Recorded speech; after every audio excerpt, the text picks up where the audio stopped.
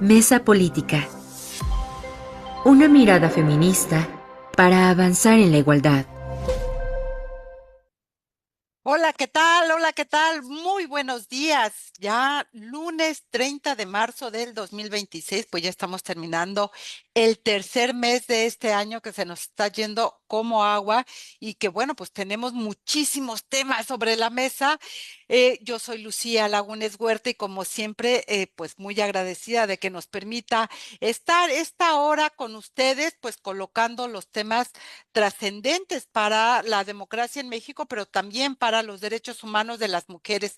Uno sin otro no funciona. Así que gracias por estar. 55 35 08 47 61, el número de contacto aquí en cabina para que pues nos haga llegar sus comentarios, sus opiniones, siempre son bienvenidos. Y recuerde también nuestras redes sociales en X, en Facebook, en Instagram, nos va a poder identificar como CIMAC Noticias y a través de dos hashtags, CIMAC Radio y Periodismo Feminista, es que ustedes va a poder contactarse con nosotras. Gracias, gracias, como siempre, a las radios que se suman precisamente a esta apuesta eh, de colocar la voz y la reflexión de las mujeres en los medios de comunicación y especialmente en la radio. Así que gracias a En esa radio, en el 97.3 de FM, quien todos los jueves a las 11 de la mañana retransmite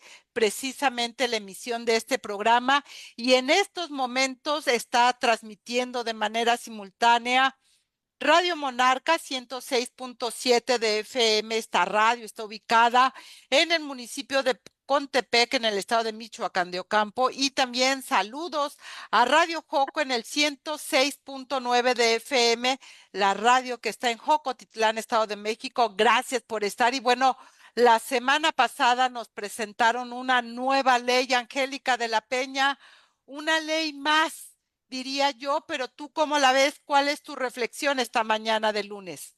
Buenos días, queridas compañeras.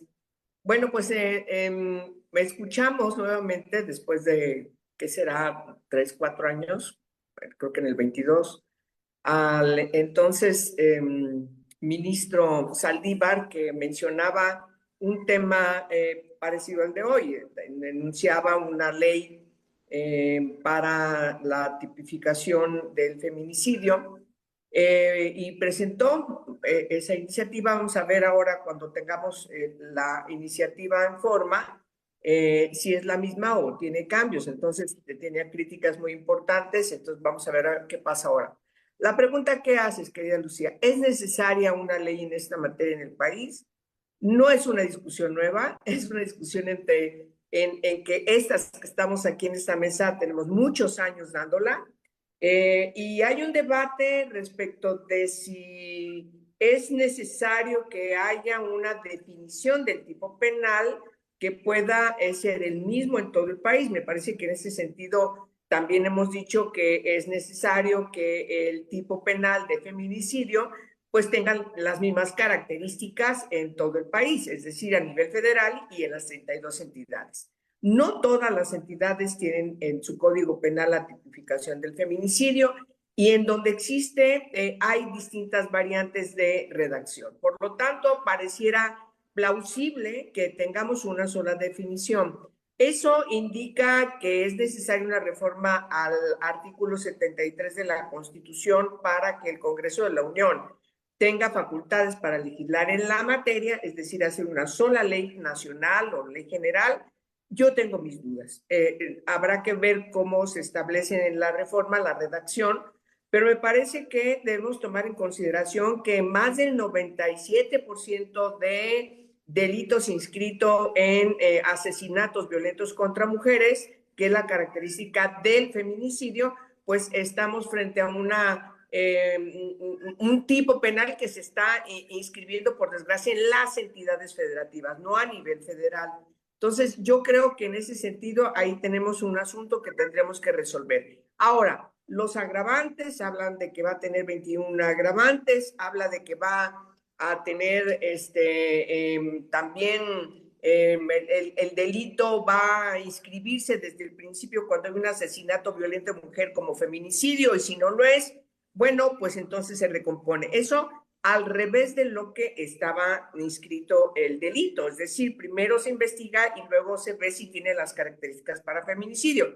Me parece que sí, ahí hay una discusión. Y castigar al feminicida para que no sea acreedor a herencias, para que pierda la patria potestad de sus hijas, de sus hijos, pues me parece que en ese caso ya hay códigos que lo establecen. Yo creo, y eso es lo que escribo hoy en mi artículo de cada semana, me parece que nosotros estamos dándole vuelta, o sea, el país, quienes están dirigiendo el país, están dándole vuelta a el problema fundamental, que es no hay justicia para las mujeres en el país. Me parece que esa es la clave que tendremos que estar discutiendo. Ciertamente, como tú mencionabas, una ley más, bueno, pues tenemos muchas leyes, pero me parece que si las leyes no se aplican, pues entonces siempre vas a estar discutiendo qué tienes que hacer para que se apliquen. Y tienes el ejemplo de la Ley General de Acceso de las Mujeres a una Vida Libre de Violencia, que entre una reforma, luego otra, no hay legislatura, que no, es más, no hay año legislativo en que no se inscriba una reforma más, una adición más a esa ley, pero siguen sin funcionar los modelos de prevención, los modelos de sanción, los modelos de erradicación. Es decir, no hay un Banco Nacional de Datos, no hay una estrategia para detener la violencia contra las mujeres, y los datos nos vuelven a decir, a partir de las encuestas de INEGI, que sigue habiendo 2 de cada 3 mujeres que sufren algún tipo de violencia entre una franja de edad. Deja a otras franjas de edad muy importantes que deberíamos estar discutiendo también. Es decir, necesitamos que haya una justicia pronta, expedita, sí, pero sobre todo necesitamos políticas públicas que prevengan la violencia, porque si es una definición clarísima que está contenida en las leyes de que se trata de que este tipo de comportamientos forman parte de una estructura social que determina comportamientos culturales, entonces hay que entrar al problema de raíz.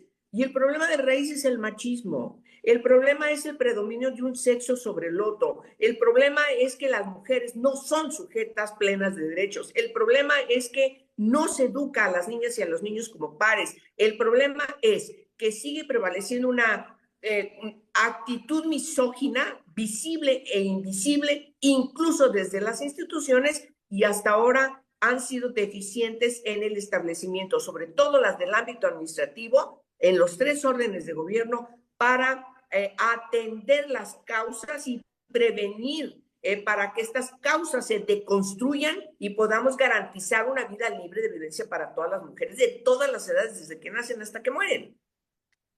Angélica, sin duda, eso es lo que buscamos, ¿no? En general, justicia, que se vaya a los temas estructurales, sin lugar a dudas. Pero a ver, y ahí quiero compartir con Marta, contigo, con Imelda, la reflexión. En 2019 se dijo que se había terminado de homologar el tipo de delito penal en todo el país del tema de feminicidio. Tenemos la Ley General de Acceso, tenemos la sentencia Del de, campo algodonero. de Campo Algodonero, pero tenemos la sentencia de la Suprema Corte de De Justicia María. de Buendía.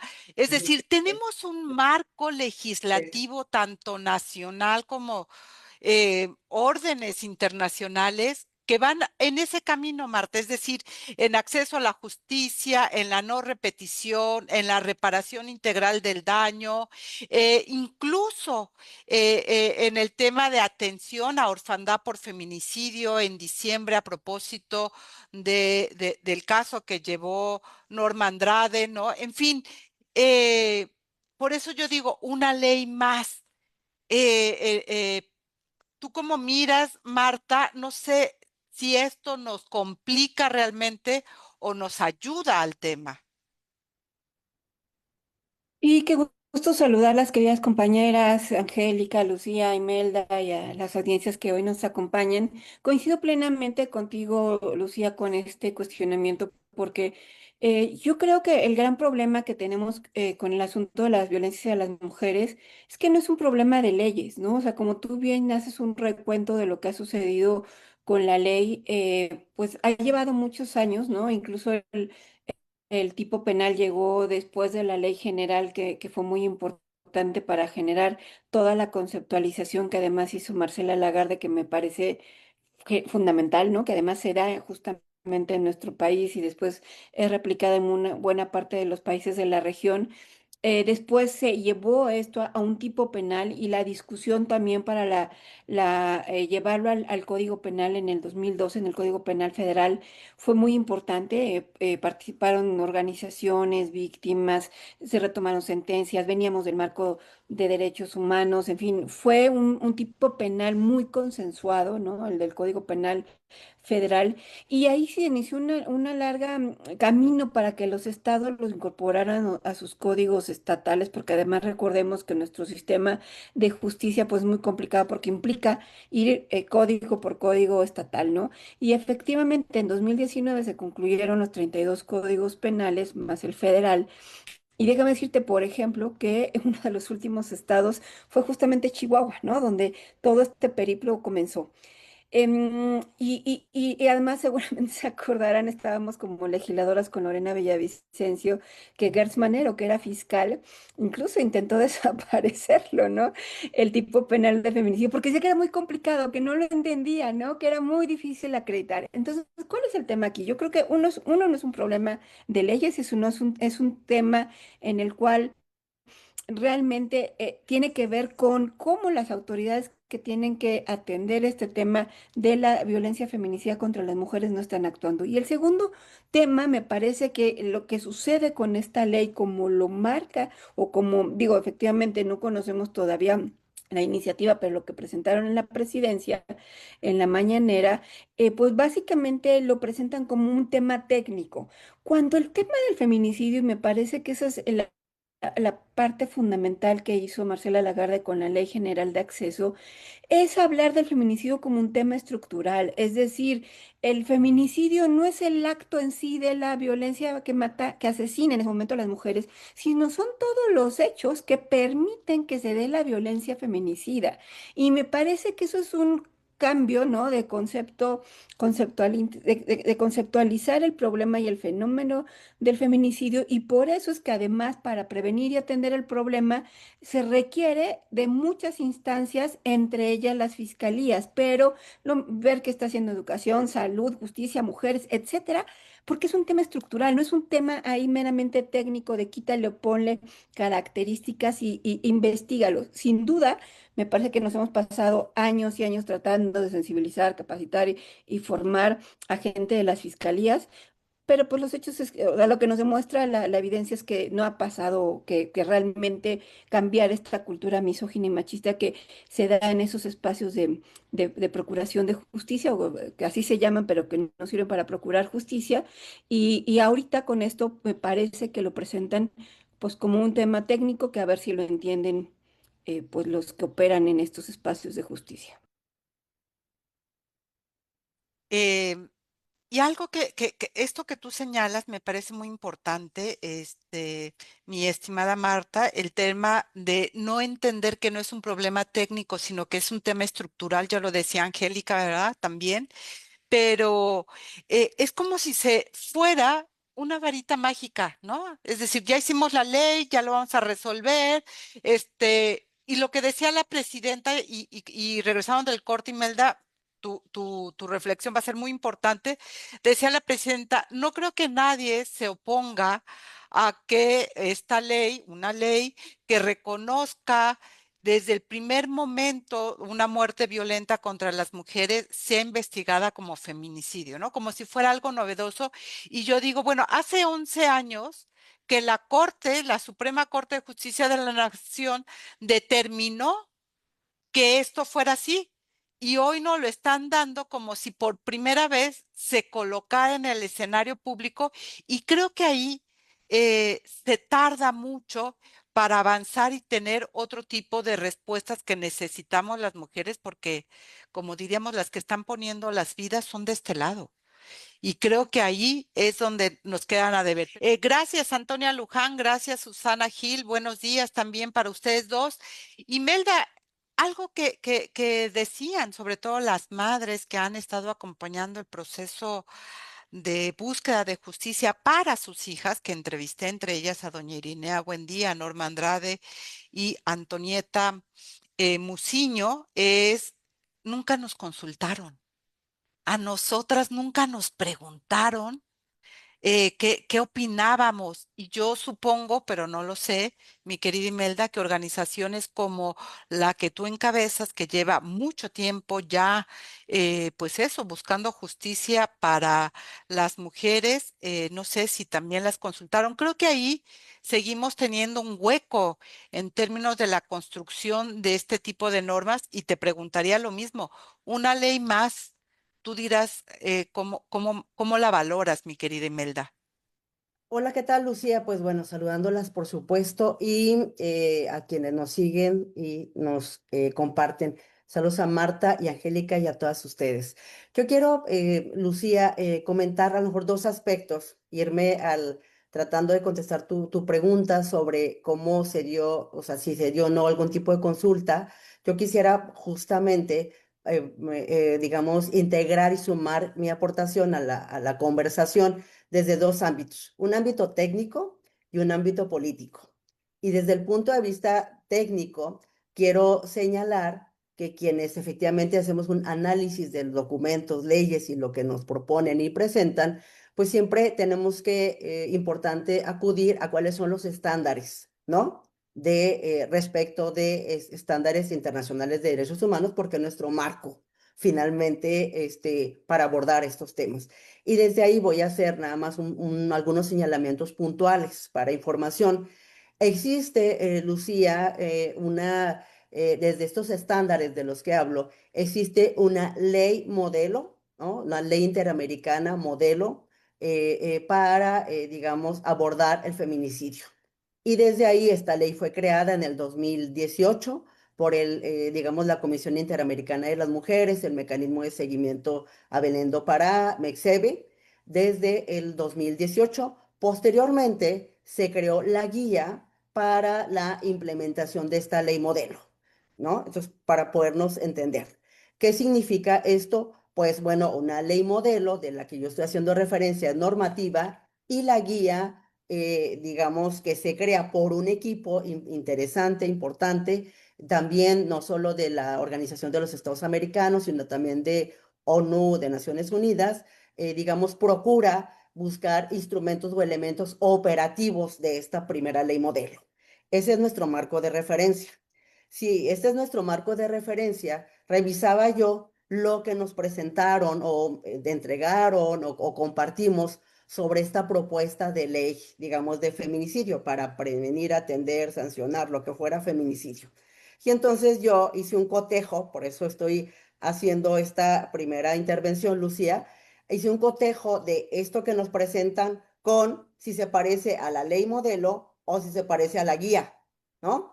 Para poder ver, digamos, desde qué enfoque parte esta nueva idea. Y lo que encuentro es que hay diferencias de fondo y hay algunas semejanzas, sobre todo más diferencias.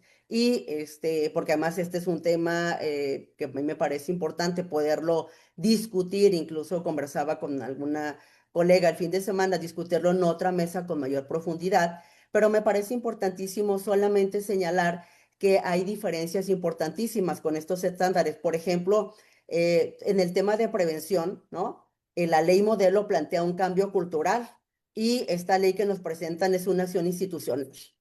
En el tema, por ejemplo, del enfoque, digamos, de responsabilidad, la ley modelo y lo que plantea incluso el marco de la Ley General de Acceso, plantear la responsabilidad del Estado, Lucía, ¿sí?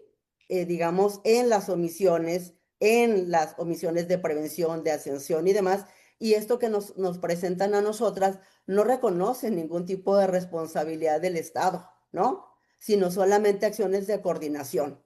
Pero además la ley modelo plantea, la ley modelo es, entiéndase, es una ley modelo interamericana de la cual se pueden basar las leyes o propuestas en los países para tomar esos estándares, es lo que estoy diciendo. Y lo que estoy diciendo es que se queda muy corta lo que nos están presentando de esta ley modelo e inclusive de la guía operativa. Y segundo, el último comentario que quiero comentar es que, pero además hay un tema político que no solo se queda corta, sino que además no ha sido consultada, como ya lo expresaban, digamos, en las redes sociales, varias colegas, compañeras del observatorio y otros espacios, y que no ha sido conversada con ninguna de nosotras y de las organizaciones ni de las defensoras, y me parece que este es un problema gravísimo, Lucía.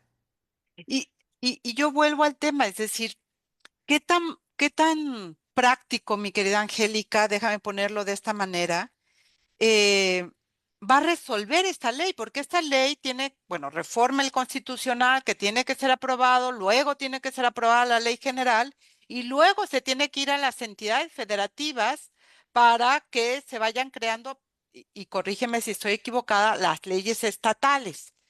Y eso lleva un proceso y nada garantiza que en ello pueda haber modificaciones en, como lo vimos con la Ley General de Acceso, como hemos visto con la Ley de Víctimas, que de repente hacen adecuaciones en las entidades federativas y entonces ya tienes pues 32 leyes en términos de los cambios y los ajustes que hacen en cada entidad. Bueno, ese es un tema complejo que tiene que ver con el proceso legislativo, pero mira, si hay una reforma constitucional, debe ser muy específica para dotar al Congreso de la Unión, hace una ley nacional. Me parece que eso es muy explícito. El mandato al Congreso de la Unión para que legislen esa materia, que es una materia que se va a ir hacia los estados. La ley que derivaría de esa reforma constitucional está solamente en el ámbito de la Cámara de Diputados y del Senado, no baja hacia los estados. Es decir, los estados recibirían una ley nacional o una ley general, no sé cómo le vayan a llamar, para que la implementen en sus entidades. Hay que ver cómo van a resolver el problema de la coordinación y la corresponsabilidad, porque, insisto, estás hablando de un delito que está conferido en el ámbito local, no federal.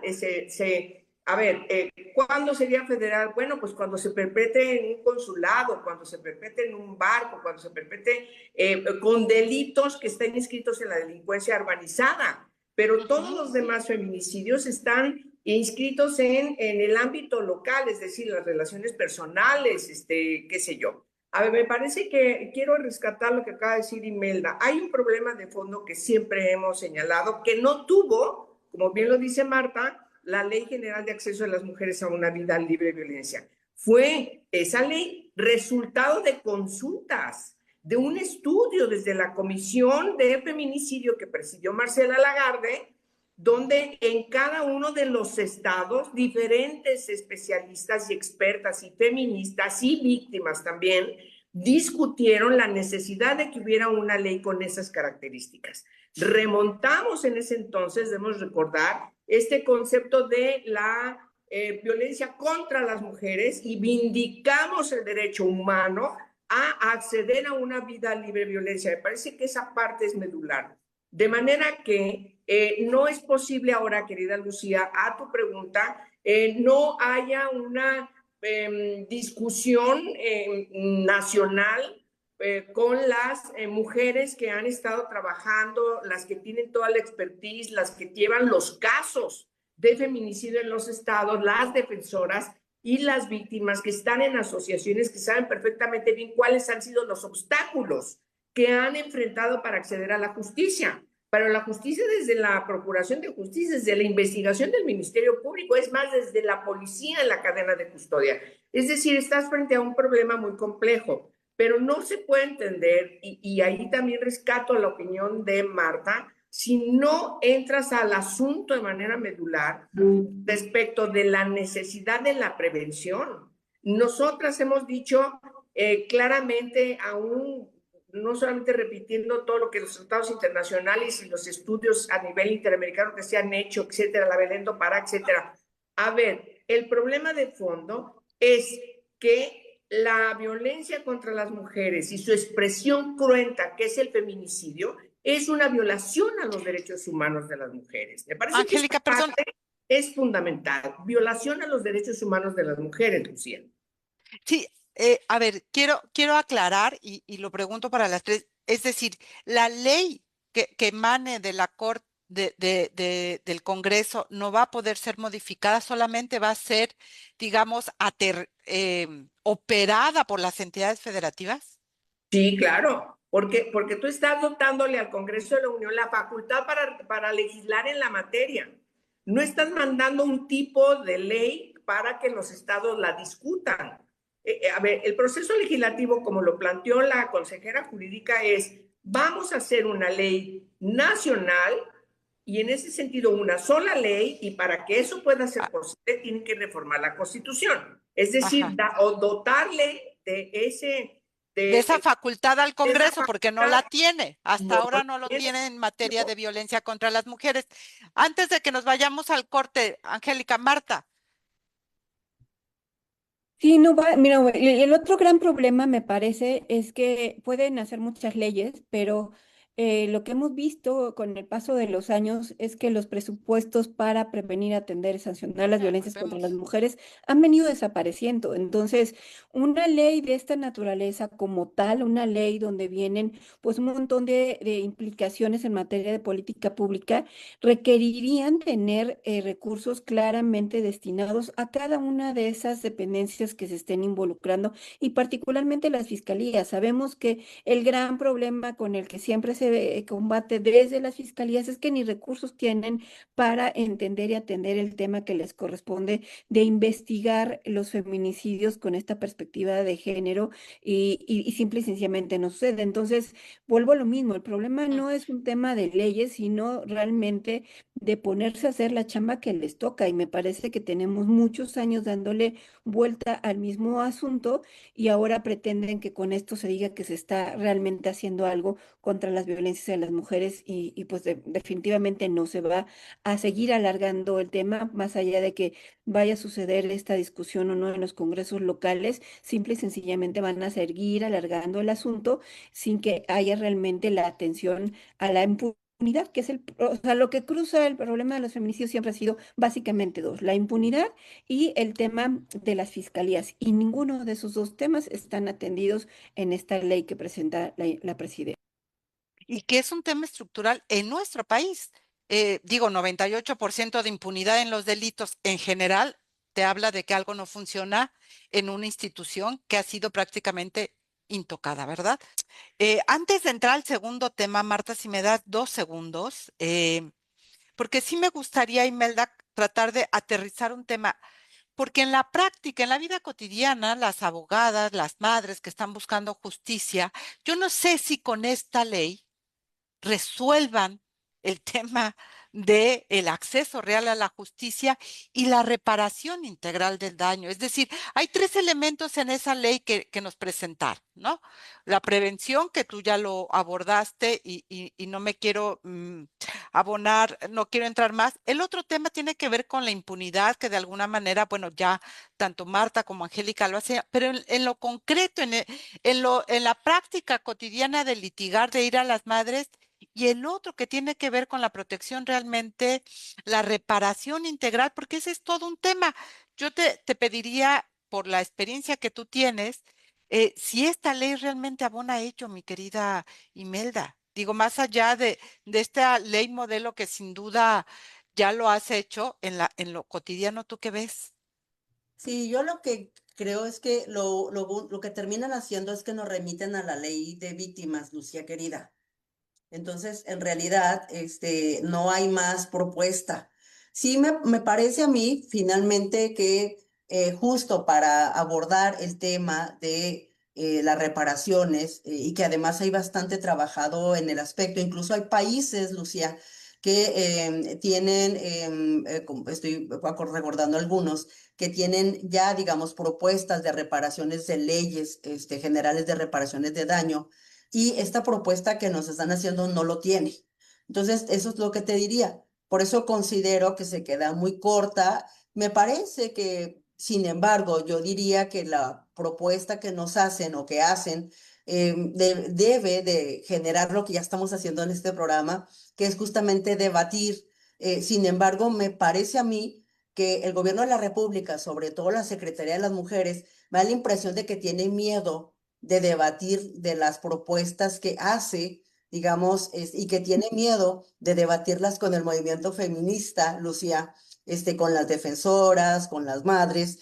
No sé por qué, ¿verdad? Pero esa es mi apreciación y que me parece que, sin embargo, ya desde las organizaciones se le ha lanzado la propuesta y el planteamiento de que se debata justamente y que la posibilidad de esta propuesta de ley que nos hacen, pues que sea el marco para empezar a debatir es lo que hasta la fecha no se ha querido hacer, Lucía. Por eso yo hablaba de que más allá de que esta ley, pues, tiene para mí algunas inconsistencias desde el punto de vista técnico, que obviamente en una mesa podría argumentar, pero me parece que el tema principal es político, ¿no? Es Y finalmente político. tampoco, perdón que te interrumpa, Imelda, pero finalmente tampoco está dando herramientas para que en la práctica logremos cambiar cosas, Es ¿no? Que creo correcto. que ese es el asunto. Correcto, podríamos coincidir en algunos puntos, sin embargo, me parece que se queda muy corta y que se requiere una conversación de la Secretaría de las Mujeres finalmente con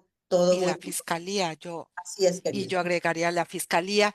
Y más allá de si tienen miedo o no, porque a este tema se suma otro más que tiene que ver con estas heridas, yo diría, estas heridas estructurales que tenemos en el país y que tiene que ver con las personas desaparecidas.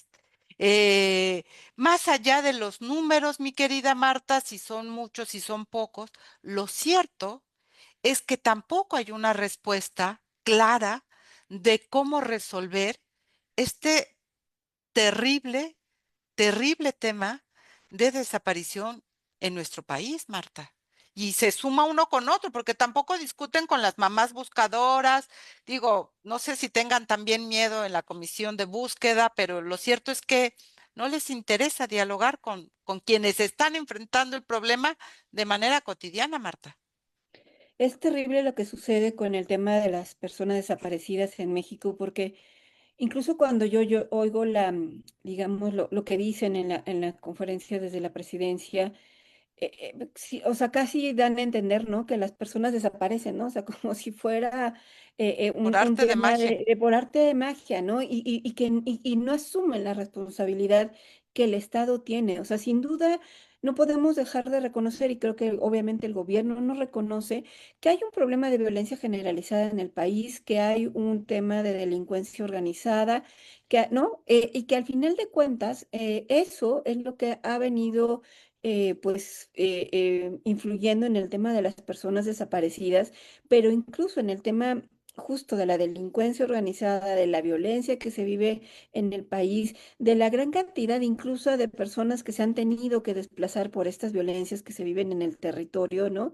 Hay una responsabilidad claramente del Estado, y cuando me refiero al Estado, no solamente, por supuesto, me refiero al gobierno federal, sino al gobierno y a todas sus instituciones en todos los niveles de gobierno, que hay una responsabilidad en que este tema no se resuelva. Y me parece que lo que es peor es que además de que se busca minimizar y decir, pues es que no tenemos nada que ver, las personas desaparecen, casi es un asunto de privados.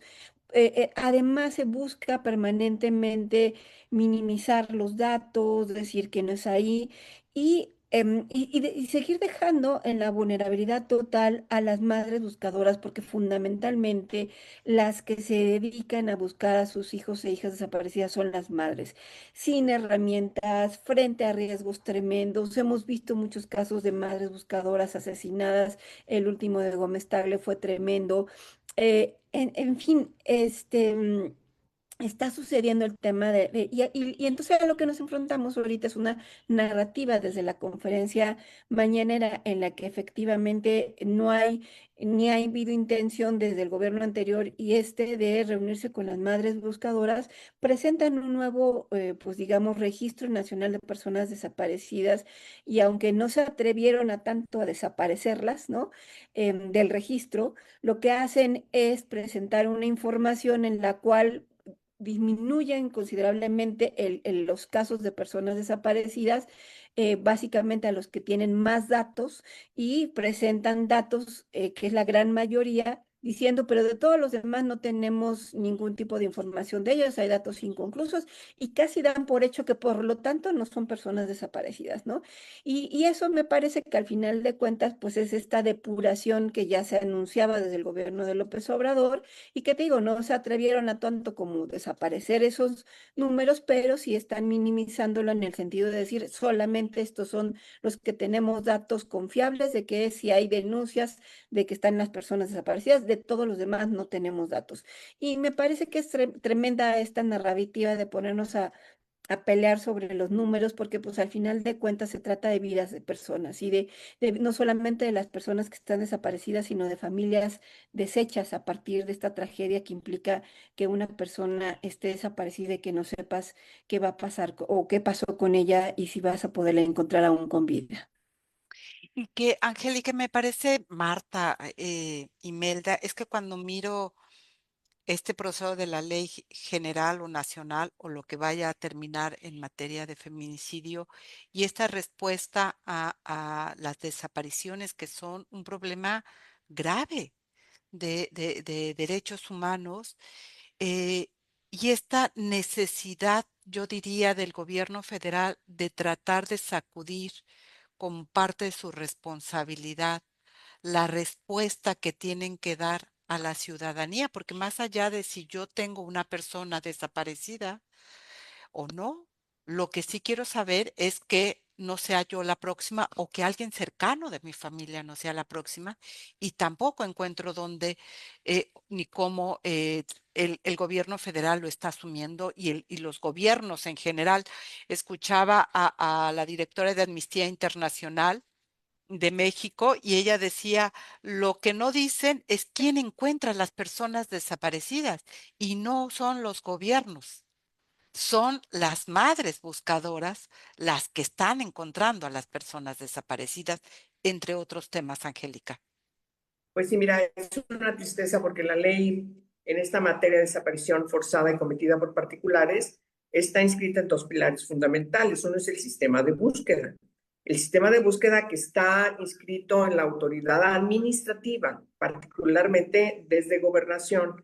Y el caso que tiene que ver, la otra gran columna, tiene que ver con la investigación, es decir, eso a las fiscalías, a los ministerios públicos, pero ciertamente en México tenemos un grave problema estructural ya de violaciones graves a los derechos humanos, porque miren, hay que decirlo con toda puntualidad, y así lo establece la ley en esta materia, hay un concurso de delitos, es decir, la desaparición forzada existe, pero puede tener una correlación con trata de personas, puede tener una correlación con feminicidio, cuando desaparece una mujer y luego de repente la encuentran ya sepultada en algún lugar. Entonces sí estamos frente a un problema muy complejo del Estado. Igual que hablábamos hace rato del feminicidio, también este es un problema que está totalmente, la responsabilidad, no corresponsabilidad, la responsabilidad la tiene el Estado mexicano.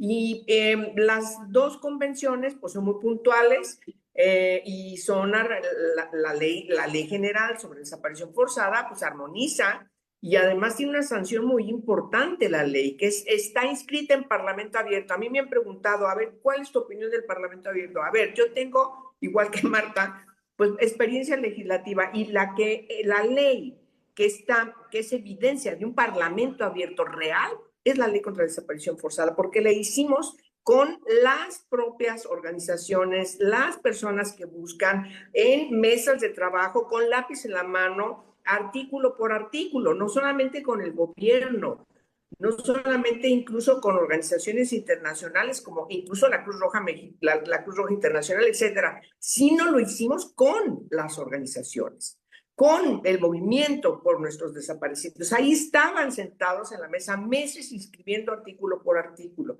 De manera que fue un logro de las organizaciones establecer, querida Lucía, la definición del sistema de búsqueda, porque decimos, bueno, primero vamos a ir a buscarlos, a ver dónde están, en qué condiciones están, cuál fue su paradero, cuál fue su suerte. Y entonces me parece que la ley mexicana, que no tiene otras características más que las que se necesitaban en México, pues tiene que cumplirse y toda la vida los gobiernos se la pasan maquillando las cifras en vez de atender la realidad.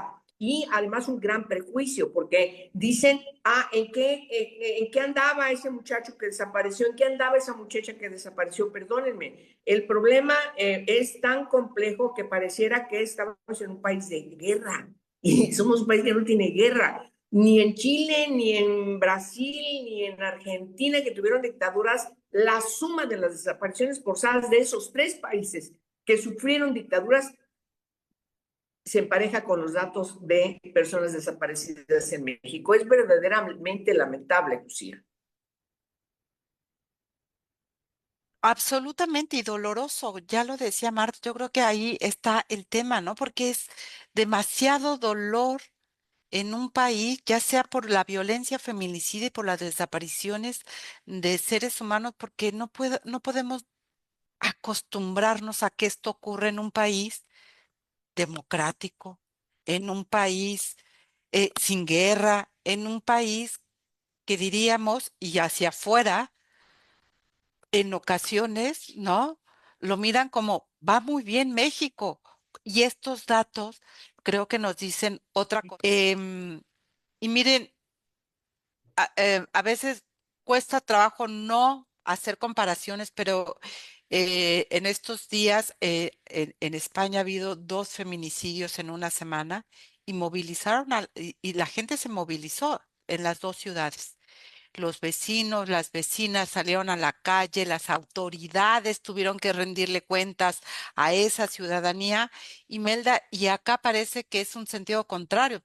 Se hablan como entre las autoridades y ver cómo quedan mejor entre ellos y no de cara a la sociedad que pues ya sea eh, eh, exigen lo mismo, es decir, que las instituciones funcionen tanto búsqueda como en feminicidio, que logremos detener esto y vamos a veces como en un círculo vicioso de contar y tratar decía Angélica, de maquillar las cifras, ¿no? Bajo el feminicidio, las desapariciones ni son tantas y las otras, quién sabe dónde están. En fin, una narrativa muy peligrosa me parece. Y por supuesto, Lucía, que eso atiende a siempre en México, pues de apostar por la normalización, ¿no? Por eso es que puedes encontrarte lo que comentas de España, que efectivamente lo vimos, y lo que ocurre en México. Ahora, si me permites, Lucía, quiero regresar a esta parte de la que Marta señalaba también al principio, y para nuestras audiencias que no vieron, digamos, la presentación de estas cifras, entre comillas, actualizadas del Registro Nacional de Personas Desaparecidas, de decir con claridad de qué estamos hablando. Estamos hablando que ahora las autoridades o el gobierno plantea unas categorías para nombrar a las personas desaparecidas. Esas categorías son personas sin rastro, personas con actividad posterior y personas o en su caso, registros con datos incompletos. Pero ¿por qué es importante, digamos, entenderlo de esta manera?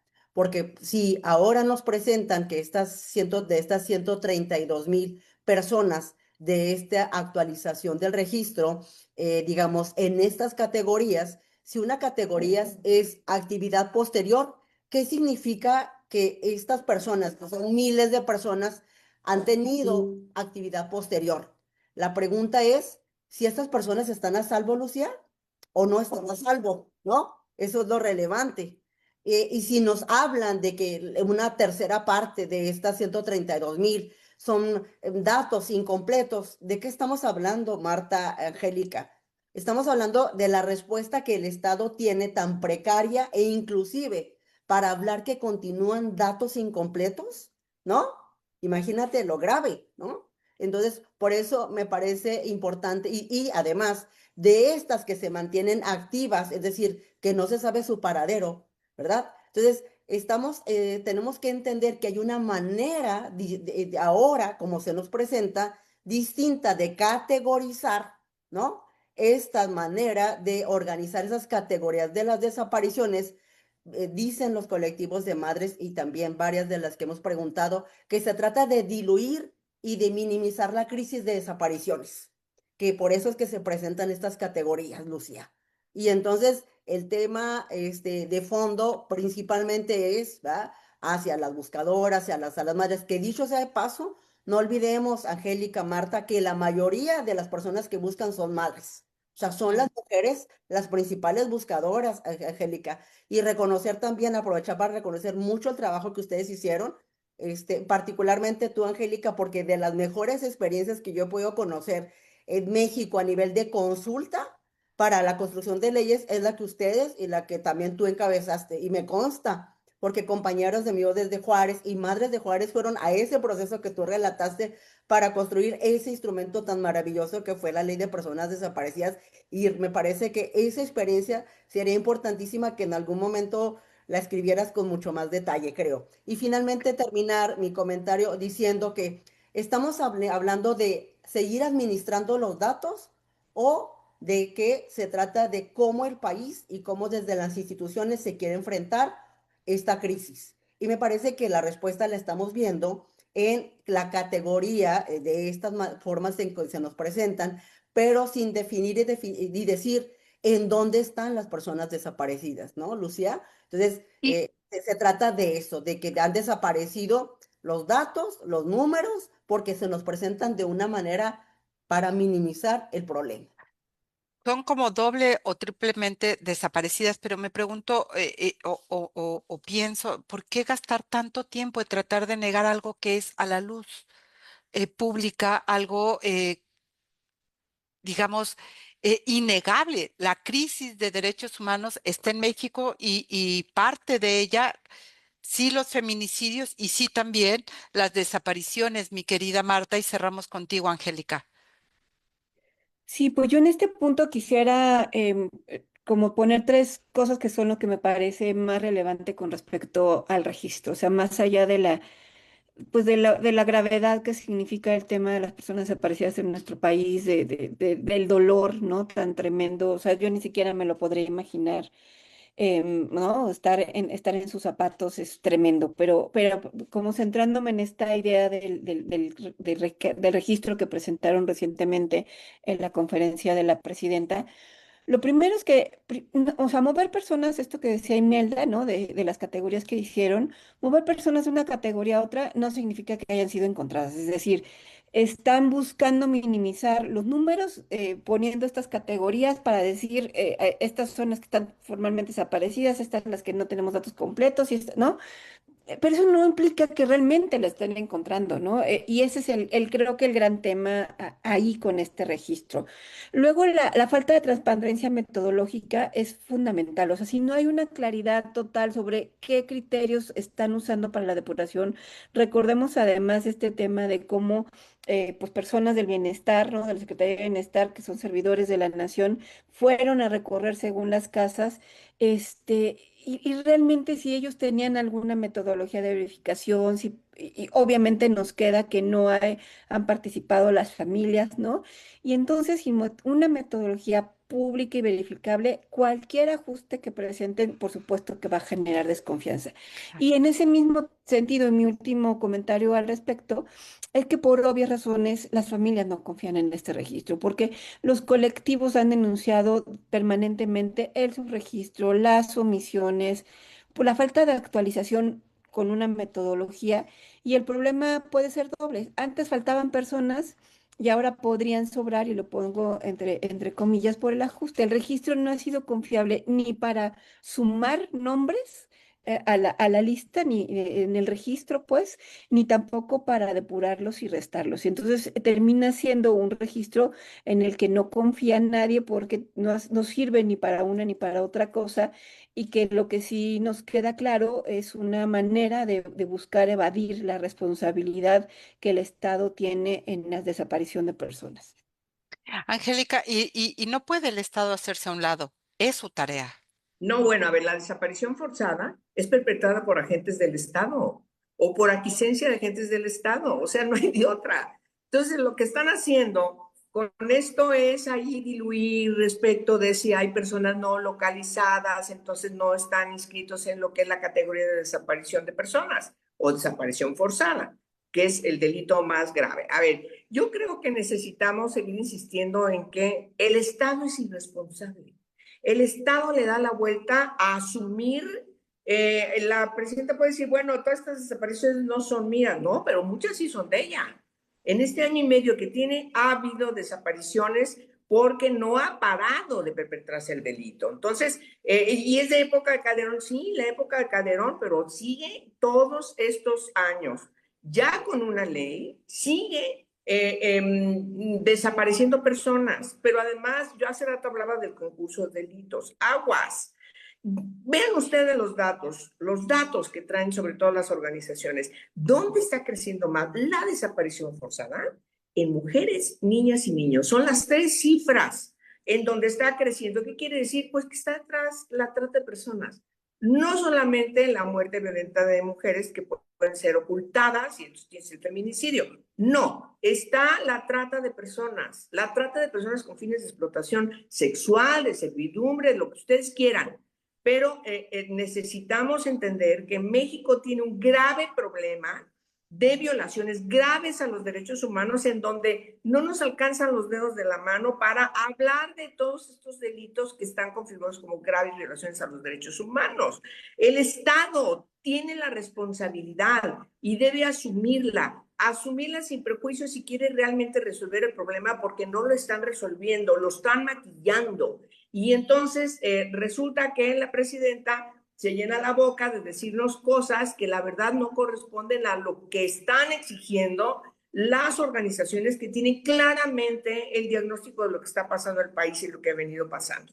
Ya es el momento de que ella asuma su responsabilidad como la titular de la administración pública, como jefa de Estado, y entonces tome sin prejuicios la responsabilidad institucional de aplicar la ley. No le pedimos otra cosa, la aplicación de la ley estrictamente, y una cosa que no debo dejar de observar, y con eso termino, queridas, algo que decía ahorita Marta, los recursos. Si hacemos un análisis de los presupuestos de los últimos años, sobre todo particularmente del sexenio de López Obrador y lo que va de Sheinbaum, los recursos para este tipo de tareas han venido bajando. Están recortándose, se ha dejado de capacitar, de profesionalizar a los ministerios públicos.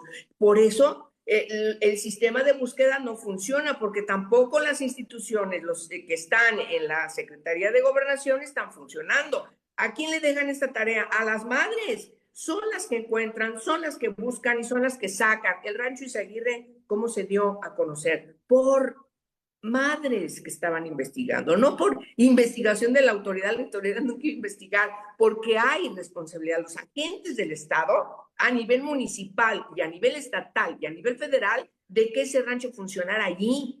Entonces estamos hablando de una configuración de delitos en donde el Estado tiene responsabilidad, no por fallas en la investigación, sino porque está metido en el problema. Esa es la categoría de la definición de la desaparición forzada. No se nos olvide. Entonces, pues hay que decir con toda claridad, el Estado no solamente es omiso e irresponsable, el Estado está cubriéndose a sí mismo de este tipo de delitos que sabe que tienen que resolverse a partir de que los conciban como lo que son y toquen a quien toquen. Ese es el asunto principal, toquen a quien toquen.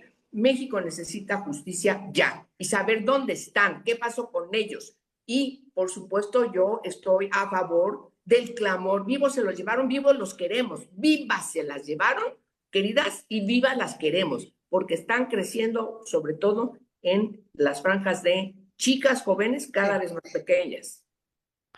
Así es, y sale más caro. Yo digo, sale más caro tratar de tapar el sol con un dedo y no reconocer lo que tienes enfrente y empezar a trabajar sobre precisamente las raíces que están generando, porque si no, lo otro no va a dar resultados como no ha dado. Y yo, ahora que te escuchaba, Ángel, y que las escuchaba a las tres, pues ¿dónde quedaron todos estos, o los centros, uno o dos centros de identificación forense, que fueron, ¿no? Apoyados precisamente, incluso con recursos internacionales, y terminaron en la nada? o sea, y desmantelados. Entonces, ¿para qué gastas en algo que después lo vas a tirar a la basura? Y además, insistimos, estamos hablando de vidas humanas, tanto de mujeres como de jóvenes, de niñas, niños y adolescentes, que son lo que tendrías que colocar en el primerísimo lugar como obligación de tu actuar desde el Estado. Angélica de la Peña, Imelda Marrufo, Marta Tagle, gracias por estar como cada lunes aquí en Mesa Política. Sus análisis siempre son acertados, inteligentes y además enriquecen al debate que estos temas no colocan en general en los medios de comunicación. Así que gracias por estar y gracias a quienes nos siguieron a través de las redes sociales. Bueno, pues recordar que la producción estuvo a cargo de Yasmín Hernández y Georgina Monroy. Yo soy Lucía Lagunes Huerta. Nos escuchamos como cada lunes en punto de las 10 de la mañana en Mesa Política, una mirada feminista para avanzar en la igualdad, y recordarle también que todos los jueves a las 11 de la mañana a través de la frecuencia del 97.3 de FM en Nesa Radio podrá escuchar la retransmisión. Y gracias como siempre a Radio Monarca 106.7 de FM, ubicada esta radio en el municipio de Contepec del estado de Michoacán, por sumarse a esta mesa, y también a Radio Joco 106.9 de FM, esta radio ubicada en el municipio de Jocotitlán, estado de México. Gracias por estar sumándose también a amplificar las voces de quienes participan aquí. Nos escuchamos el próximo lunes, nos vemos el próximo lunes. Gracias y que tenga excelente semana. Hasta pronto. Mesa Política. Una mirada feminista para avanzar en la igualdad.